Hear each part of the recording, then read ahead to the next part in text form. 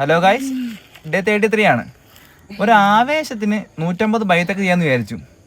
ബൈത്തൊക്കെ ചെയ്ത് കഴിഞ്ഞപ്പോഴത്തേക്ക് ലെഗ് ഏതാ, അപ്പർ ബോഡി ഏതാ, ഹെഡ് ഏതാണെന്നറിയാത്ത അവസ്ഥ. ലെഗിന് ഏറ്റവും ബെസ്റ്റ് വർക്കൗട്ട് എനിക്ക് തോന്നിയിട്ടുള്ള വർക്കൗട്ടാണ് ബൈത്തൊക്കെ. ഒന്നും നോക്കിയില്ല, ഞാൻ വിചാരിച്ചു 150 കൗണ്ട് എന്നങ്ങ് ചെയ്യാമെന്ന്.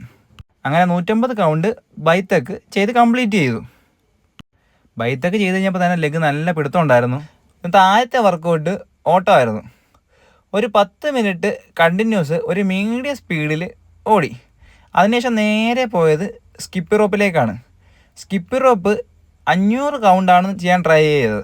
5 മിനിറ്റ് ആയിരുന്നു ഞാൻ വെച്ച ടൈം. അതായത് 1 മിനിറ്റിൽ 100 കൗണ്ട് എന്ന രീതിയിൽ.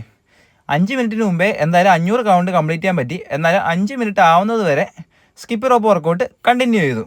അതിനുശേഷം ലെഗ് മസിൽസിൻ്റെ ഏറ്റവും നല്ലൊരു വർക്കൗട്ടായ സിംഗിൾ ലെഗ് ജമ്പിലേക്കാണ് പോയത്.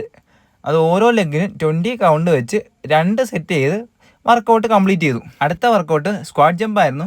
15 കൗണ്ടിൻ്റെ 2 സെറ്റ് ചെയ്ത് സ്ക്വാഡ് ജമ്പ് കംപ്ലീറ്റ് ചെയ്തു. അതിനുശേഷം നേരെ പോയത് ഫിംഗർ പുഷപ്പിലേക്കായിരുന്നു. ഫിംഗർ പുഷപ്പ് മെയിനായിട്ട് തിട്ടയുടെ മുകളിൽ കാല് വെച്ചിട്ടാണ് ചെയ്തത്. അത് 10 കൗണ്ടിൻ്റെ 2 സെറ്റ് ചെയ്തു.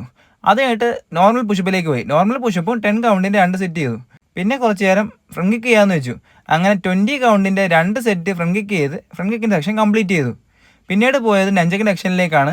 നെഞ്ചക്ക് കുറച്ച് നേരം ചെയ്തിട്ട് സിംഗിൾ ലെഗ് ജമ്പിലേക്ക് വീണ്ടും പോയി. സിംഗിൾ ലെഗ് ജമ്പ് തിട്ടയുടെ മുകളിൽ ചാടിക്കറാണ് ട്രൈ ചെയ്തത്.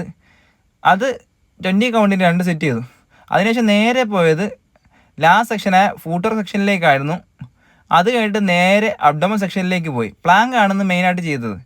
പ്ലാങ്ക് 1 മിനിറ്റിൻ്റെ 2 സെറ്റ് ചെയ്ത് ഇന്നത്തെ വർക്കൗട്ട് കംപ്ലീറ്റ് ചെയ്തു. അടുത്ത വീഡിയോയിൽ കാണാം. ബൈ.